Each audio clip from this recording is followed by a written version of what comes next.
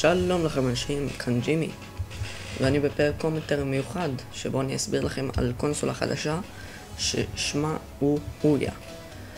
אויה זה קונסולה חדשה שתצא באפריל 2013 ויהיה לה שני פיצ'רים כאילו מאוד מיוחדים. אחד מהם הוא המחיר, שזה $99, שזה בערך 400 שקל, והפיצ'ר השני זה שזה קונסולה להאקרים. קונסולה מיוחדת להאקרים, שהאקרים יוכלו לעשות טוויקים, לעשות לה קוסטימייז כדי שהם ישיגו את הקונסולה במצב שהם רוצים שזה יהיה. הקונסולה הזאת תהיה בנויה על אנדרואיד 4.0 אייסקרים סנדוויץ',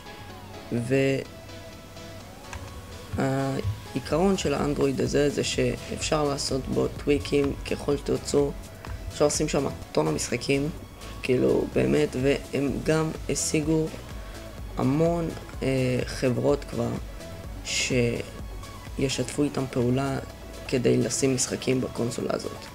עכשיו המטרה של הקונסולה הזאת היא להחזיר אנשים לשחק בטלוויזיה, כי המון אנשים כבר עברו לשחק במחשב וכבר עולה הרבה יותר כסף להכין משחקים לטלוויזיה וכל זה. אז הם נותנים עכשיו להאקרים הזדמנות להכין משחקים, וזה זול וזה אפשרי, ממש כל בן אדם יכול לעשות את זה, וגם אנשים כאילו בלי הרבה אמצעים יכולים לקנות את הקונסולה הזאת ולהשיג מלא משחקים, כמו שיש שם מיינקראפט תהיה בקונסולה הזאת.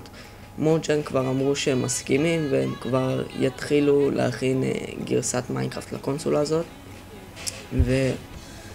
ובעיקרון אני חושב שזה רעיון ממש טוב, כי זה נגיש, כל אחד יכול לקנות את זה ממש. מה זה 400 שקל, הרבה משחקים עולים 200 שקל לפלייסטיישן או לאקסבוקס, אז כאילו הרעיון סבבה. אז הם התחילו את הפרויקט הזה בקיקסטארטר, שזה אתר של אנשים עם סטארט-אפים חדשים שהם חשבו על רעיון והם מפרסמים אותו לעולם, ואז הם מבקשים מאנשים לתרום מכספם כדי להוציא את הפרויקט הזה. אז המטרה שלהם בקיקסטארטר זה היה תוך חודש וחצי להגיע לכמעט $1,000,000, $900,000. אז אחרי חודש סגרו את זה והם הגיעו $8.5 מיליון, שזה המון.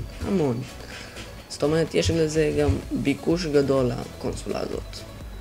אז ממש נראה לי רעיון סבבה. המון אנשים יקנו את זה, יהיו לזה המון משחקים.